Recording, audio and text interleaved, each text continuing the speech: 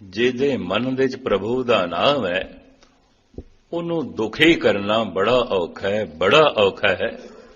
ਤੇ ਜਿੱਥੇ ਪ੍ਰਭੂ ਦਾ ਨਾਮ ਨਹੀਂ ਹੈ ਉਸ ਨੂੰ ਸੁਖੀ ਕਰਨਾ ਵੀ ਬੜਾ ਔਖਾ ਹੈ, ਨਹੀਂ ਹੋ ਸਕਦਾ, ਸਵਾਲ ਹੀ ਨਹੀਂ। ਔਰ ਮਹਾਮੂੜ ਹੈ ਮਨੁੱਖ ਕਿ ਸਾਰੇ ਸੁਖ ਜਿਸ ਪ੍ਰਭੂ ਦੇ ਨਾਮ ਤੋਂ ਮਿਲਣ ਉਸ ਦਾ ਜਪਨ ਨਾ ਕਰੇ। ਧੰਨ ਗੁਰੂ ਗੋਬਿੰਦ ਸਿੰਘ ਜੀ ਮਹਾਰਾਜ ਨੇ ਇੱਕ ਦਿਨ ਗਵੀਆਂ ਦੇ ਸਾਹਮਣੇ ਸਮੱਸਿਆ ਰੱਖੀ ਸੀ। ਇਤਿਹਾਸਕ ਵਾਰਤਾ।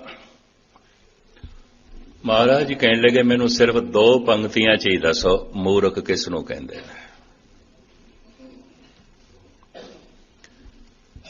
ਇਹਨਾਂ 52 ਕਵੀਆਂ ਦੇ ਚੋਂ ਕੁਝ ਸੰਸਕ੍ਰਿਤ ਦੇ ਕਵੀ ਸਨ, ਕੋਈ ਉਰਦੂ ਫਾਰਸੀ ਦੇ, ਕੁਝ ਅਰਬੀ ਦੇ, ਕੁਝ ਪੰਜਾਬੀ ਦੇ, ਕੁਝ ਬ੍ਰਿਜ ਭਾਸ਼ਾ ਦੇ, ਵੱਖ-ਵੱਖ ਭਾਸ਼ਾਵਾਂ ਦੇ ਕਵੀ ਸਨ। ਕਹਿੰਦੇ ਨੇ ਈਰਾਨ ਦੇ ਬਾਦਸ਼ਾਹ ਨੇ ਵੀ ਸ਼ੇਖ ਸਾਦੀ ਤੇ ਪ੍ਰਸ਼ਨ ਕੀਤਾ ਸੀ, ਬੇਵਕੂਫੀ ਦੇ ਲੱਛਣ ਮੈਂ ਕਿਸ ਤਰ੍ਹਾਂ ਅੰਦਾਜ਼ਾ ਲਾਵਾਂ ਇਹ ਬੰਦਾ ਬੇਵਕੂਫ ਹੈ। तो शेख सादी ने इंज दसिया 2 चीज अकल तीरा अस्त दम फरो बस्तन। ये 2 गल्लां अकल तारेपण दियां निशानियां ने, बेवकूफी दियां निशानियां ने। 2 चीज तीरा है अकल अस्त दम फरो बस्तन। गुफ्तम बवकत खामोशी बवकत खामोशी गुफ्तन। जिथे बोलना सी उथे चुप कर गया, जिथे चुप रहना सी उथे बोलन लग पिया। ये बेवकूफी दे 2 लक्षण उन्हें इंज दस्या। धन गुरु गोबिंद सिंह जी महाराज ने 52 कवियां ते प्रश्न किया, समस्या रखी है, ਮੈਨੂੰ ਸਿਰਫ 2 ਪੰਕਤੀਆਂ 'ਚ ਹੀ ਦੱਸੋ, ਲੰਬੀ ਚੌੜੀ ਨਜ਼ਮ ਕਵਿਤਾ ਦੇ 'ਚ ਨਹੀਂ। ਬੇਵਕੂਫੀ ਦੇ ਲੱਛਣ ਕੀ ਨੇ? ਬੇਵਕੂਫ ਕਿਸ ਨੂੰ ਕਹਿੰਦੇ ਨੇ? ਜੋ ਮੈਂ ਪੜ੍ਹਿਆ, ਹੰਸ ਰਾਮ ਨੇ ਕੁਝ ਹੋਰ ਦੱਸਿਆ, ਸੁਦਾਮੇ ਨੇ ਕੁਝ ਹੋਰ ਦੱਸਿਆ, ਕਵੀ ਕਾਲੀਦਾਸ ਨੇ ਕੁਝ ਹੋਰ ਦੱਸਿਆ, ਕਵੀ ਚੰਦਨ ਨੇ ਕੁਝ ਹੋਰ ਦੱਸਿਆ, ਜਮਾਲ ਹੁਸੈਨ ਨੇ ਕੁਝ ਹੋਰ ਦੱਸਿਆ। कलगीधर पातशाह की तसल्ली नहीं हो रही सी। कहते 13वें नंबर ते धन गुरु गोबिंद सिंह जी महाराज ने सारियां नूं एक पासे रखदियां नंद लाल नूं कहा तूं दस बनी है तेरे कोल कविता? हाँ महाराज बनी है। तो 10 बेवकूफ किस नूं कहंदे ने, मूर्ख किस नूं कहंदे ने? भाई साहब भाई नंद लाल दे बोल, हर चे गाफल शुद्ध अज नादां भवन, गरगदा बाशद व गर सुल्तां भवन।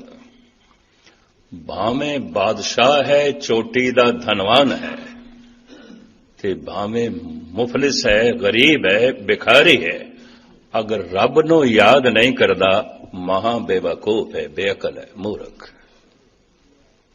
कहते हैं कलगीधर ने गलवकड़ी च लै लिया, सतगुरु ने प्यार किया। अगों कुछ शब्द मैं कहना चाहना, खामा खा मैं उन शब्दां नूं रोकदा। जितने चिर तक मनुख परमात्मा की खातर गुरुद्वारे नहीं आया, कर्म धंधा है, कर्म धर्म नहीं है।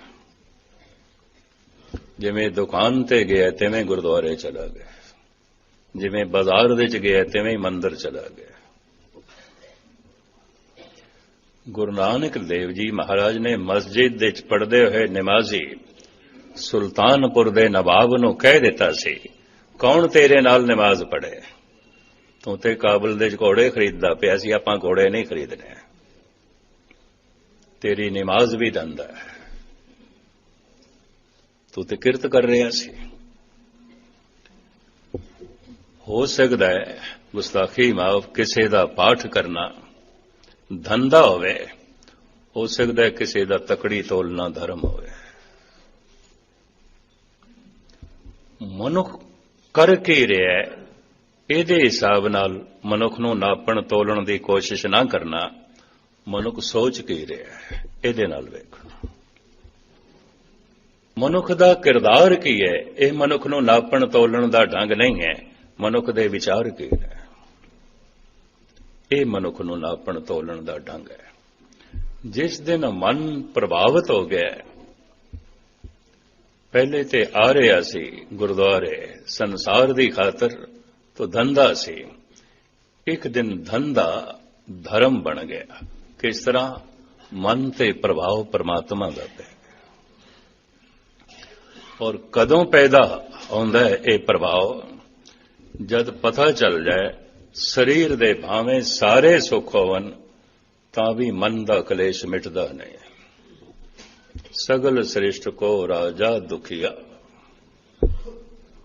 ਹੁਣ ਸਾਰੀ ਸ੍ਰਿਸ਼ਟੀ ਦਾ ਰਾਜਾ ਤੇ ਅੱਜ ਤੱਕ ਕੋਈ ਹੋਇਆ ਨਹੀਂ, ਤੇ ਜੇ ਹੋ ਜਾਏ ਮਹਾਰਾਜ ਕਹਿੰਦੇ ਨੇ ਕਲੇਸ਼ ਨਹੀਂ ਮਿਟੇਗਾ, ਦੁੱਖ ਸੰਤਾਪ ਨਹੀਂ ਮਿਟਣਗੇ। ਸੁਣ ਲੈਂਦੇ ਆ ਇਹ ਪੰਕਤੀਆਂ, ਭਰੋਸਾ ਨਹੀਂ ਬਣਦਾ। ਅਸੀਂ ਅੰਦਰੋਂ ਕਹਿੰਦੇ ਦਾਤਾ ਤੂੰ ਰਾਜਾ ਹੀ ਬਣਾ, ਛੱਡ ਸਾਨੂੰ ਭਗਤ ਨਹੀਂ ਬਣਨਾ। ਭਾਵੇਂ ਦੁੱਖ ਹੈ ਤੇ ਦੁੱਖ ਨਾਲ ਰਹਿ ਜਾਵਾਂਗੇ, ਤੂੰ ਰਾਜਾ ਬਣਾ ਸਕਦਾ। ठीक है, तुसी आखदे पे हो सगल श्रेष्ठ को राजा दुखिया। राजे बड़े मौज पे करते ने,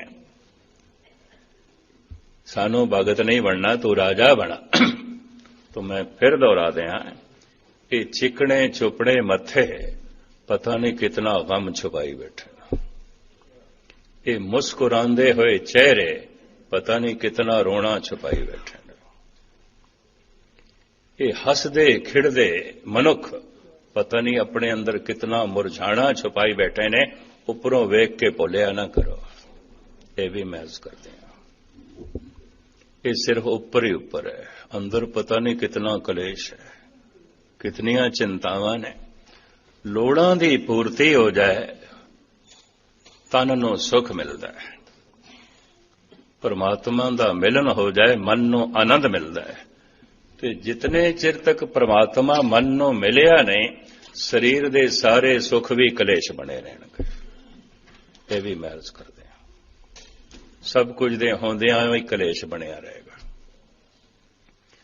ਬਾਹਰੋਂ ਤੇ ਕੁਝ ਨਹੀਂ ਮਿਲਿਆ, ਸਰੀਰ ਦੇ ਕੋਈ ਸੁੱਖ ਨਹੀਂ ਨੇ। ਮੈਂ ਫਿਰ ਦੁਹਰਾਵਾਂ, ਕੋਈ ਖਾਣ ਨੂੰ ਚੰਗਾ ਭੋਜਨ ਨਹੀਂ ਹੈ। भरतरी जंगल विच रहिंदे सन। एक दिन मधुकड़ी मंगण गए ते सिर्फ सत्तू मिले।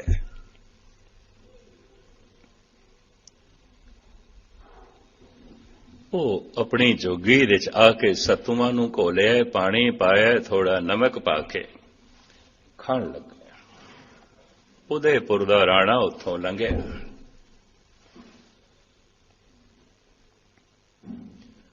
उहनूं तरस आया। आखण लगे तुसी धार स्टेट दे राजा सी, धार शहर दे मलकीयत दे मालिक सी। राजे बिक्रमाजीत दा छोटा बिरा सी। ऐ कि इतने दुख दे वैराग शतक दे बोल ने, तू परसीद बिंजन बहु स्वादे, मम प्रसीद सत्तू सा गा दे। राजन तू 36 प्रकार दे भोजन दे च भी इतना आनंद नहीं मान सकदा, मैं जो इन्हां अलूणे सत्तूआं दे च आनंद मान लैंदा। मैं मन दे तल ते जी रिहा, तन दी परवाह नहीं करदा। मैं ते तन दियां लोड़ां दी पूर्ति करदा। ऐसा मैनू महा रस मिलिया है, हर बेरस चीज नूं रसदायक बना देंदा। मम प्रसीद सत्तू सागा दे, मैं सत्तू खा के बड़ा प्रसन्न आनंदित। तू शायद 36 प्रकार दे भोजन छक के भी आनंद ना माना, ये रस जो है ना माना। मन दी लोड़ केवल परमात्मा है, अगर मिल जाए। तन दियां लोड़ां ढंग नाल पूरियां नहीं भी होईयां तां भी उस मनुख नूं कोई दुखी नहीं कर सकदा। तन दियां सारियां लोड़ां दी पूर्ति है, सुख ही सुख है। अगर मन नूं आनंद नहीं मिलिया, इस सब कुछ दे होंदियां भी कलेश बनिया रहेगा। ਮਹਾ ਸੰਤਾਪ ਬਣਿਆ ਰਹੇਗਾ। ਹਰ ਘਰ ਸੰਤਾਪ ਹੀ ਸੰਤਾਪ ਹੈ। ਇਹ ਵੀ ਮੈਂ ਅਰਜ਼ ਕਰਦੇ ਹਾਂ। ਗੁਰੂ ਅਰਜਨ ਦੇਵ ਜੀ ਮਹਾਰਾਜ ਤੇ ਇੱਥੇ ਤੱਕ ਕਹਿੰਦੇ ਨੇ, ਮਹਾ ਭਿਆਨ ਉਦਿਆਨ ਨਗਰ ਕਰਮਾਨਿਆ।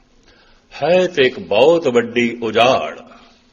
ਲੋਕੀ ਕਹਿੰਦੇ ਪਏ ਨੇ ਬੜਾ ਵੱਡਾ ਸ਼ਹਿਰ ਹੈ, ਬੜਾ ਵੱਡਾ ਸ਼ਹਿਰ ਹੈ।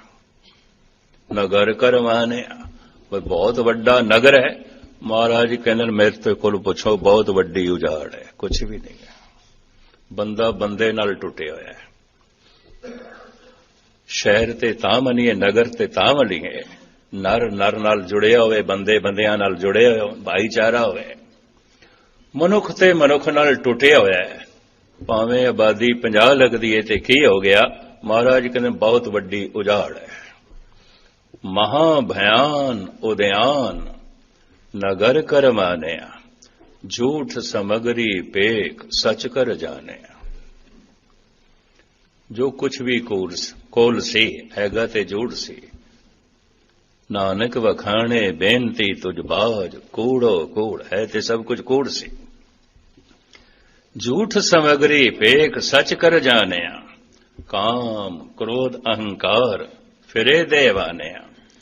ਸਿਰ ਲੱਗਾ ਜਮਡੰਡ ਤਾਂ ਪਛੋਤਾਨਿਆ। ਇਸ ਜ਼ਿੰਦਗੀ ਦਾ ਅੰਤ ਹੋਇਆ। ਉਹ ਸਾਰੇ ਕਲੇਸ਼ ਜਦ ਨਾਲ ਚੱਲ ਪਏ।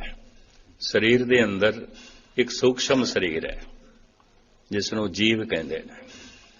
ਜੋ ਕੁਝ ਅਸੀਂ ਕਰਦੇ ਹਾਂ ਉਹਦੇ 'ਚ ਹੀ ਲਿਖਿਆ ਜਾਂਦਾ ਹੈ। ਮੈਂ ਕੱਲ ਅਰਜ਼ ਕੀਤੀ ਸੀ, ਪੁੰਨੀ ਪਾਪੀ ਆਖਣ ਨਾਏ, ਕਰ ਕਰ ਕਰਨਾ ਲਿਖ ਲੈ ਜਾਓ।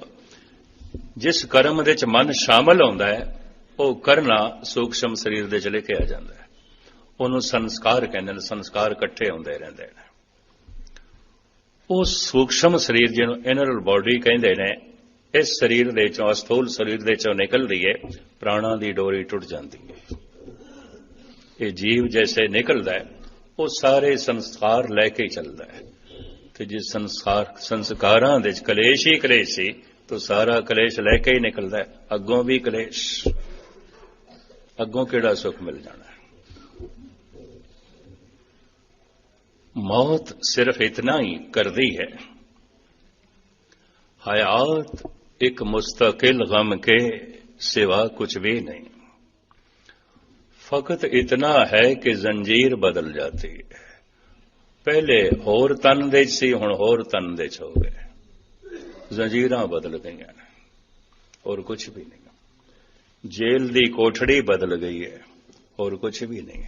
कलेश ओही है ਜਿਹੜਾ ਨਾਲ ਲੈ ਕੇ ਗਏ। ਹਕੀਮ ਮੋਮਨ ਖਾਨ ਮੋਮਨ ਬਹਾਦਰ ਸ਼ਾਹ ਜ਼ਫਰ ਦੇ ਦਰਬਾਰ ਦੇ ਉਸਤਾਦ ਸ਼ਾਇਰ ਸਨ। ਕੁਝ ਵਿਦਵਾਨ ਤੇ ਕਹਿੰਦੇ ਨੇ ਬਹਾਦਰ ਸ਼ਾਹ ਨੇ ਸ਼ਾਇਰੀ ਸਿੱਖੀ ਵੀ ਜ਼ੌਕ ਦੇ ਕੋਲੋਂ ਤੇ ਹਕੀਮ ਮੋਮਨ ਖਾਨ ਮੋਮਨ ਦੇ ਕੋਲੋਂ ਸੀ। ਹਕੀਮ ਦੇ ਅਖਰੀ ਅਰਥ ਨੇ ਸਿਆਣਾ। ਕੋਈ ਹਿਕਮਤ ਨਹੀਂ ਕਰਦੇ ਸਨ। ਦਵਾ ਦਾਰੂ ਦਾ ਕੰਮ ਉਹਨਾਂ ਦਾ ਨਹੀਂ ਸੀ। ਸਿਆਣੇ ਮਨੁੱਖ ਨੂੰ ਹਿਕਮਤ ਆਲਾ ਹਕੀਮ ਕਹਿ ਦਿੰਦੇ ਨੇ। ਸਿਆਣੇ ਬਹੁਤ ਸਨ, ਬੰਦਗੀ ਗੁਜ਼ਾਰ ਸਨ, ਬੰਦਗੀ ਕਰਦੇ ਸਨ, ਬਹੁਤ ਰੱਬ ਦਾ ਨਾਮ ਬਹੁਤ ਜਪਦੇ ਸਨ। ਉਹਦਾ ਇੱਕ ਸ਼ੇਰ ਬੜਾ ਕੀਮਤੀ ਹੈ।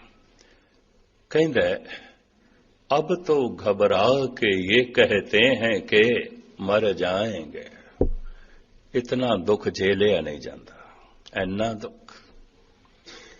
जैसे जैसे मनुख सियाणा हुंदा जा रहा है तो सियाणे होण दे नाल किस दा ज्ञान मिलदा है? दुख दा। जितना सियाणा मनुख होवेगा उतना ही दुखां दा ज्ञानी होवेगा। जितना मूर्ख मनुख होवेगा उहदा दुख दा ज्ञान होएगा ही नहीं उसनूं। जिवें पशुआं नूं दुख दा ज्ञान नहीं है। अगर मनुखां नूं भी ना होवे, मूर्ख है। तो मैं फिर अर्ज करां, दुख दे ज्ञान करके ही मनुख भगवान दे मार्ग ते चलदा है। भगवान दे ज्ञान करके नहीं। मैं कल भी अर्ज कीती सी, खुलासा कीता सी, भगवान ते भगवान दा ज्ञान दोवें इकट्ठे मिलदे ने। दुख दे ज्ञान करके मनुख चल पैंदा है। जन्म दुख है, जीवन दुख है, मरण दुख है, सब कुछ दुख है। हकीम मोमन खान मोमन सियाणे बड़े, बहुत सियाणे। तो सब कुछ दुख ही प्रतीत हो रहा सी, सब दुख। हालांकि राज दरबार दे च वड्डा अहुदा सी और चंगी उपजीविका चलदी सी, रहण नूं बहुत अच्छी हवेली सी कोल। नौकर चाकर सन ते वक्त दा बादशाह भी जिन्हों सलाम करदा सी। वो कहंदा है, अब तो घबरा के ये कहते हैं कि मर जाएंगे। ऐसा एक ख्याल आउंदा है, इन्ने दुख ने, इस तो छुटकारा हासिल करिए, मर जाइए, खुदकशी कर लीए, आत्म हत्या कर लीए। मेरे नाल कई दफा इत्थे एक कवि आया सी, प्यारा सिंह रोशन, बहुत अच्छा उर्दू दा, हिंदी दा ते पंजाबी दा कवि सी। चित्रकार भी बड़ा गजब दा सी। बड़ियां सोहणियां तस्वीरां उसने गुरु नानक देव जी महाराज दियां, गुरु गोबिंद सिंह जी महाराज दियां बनाईयां।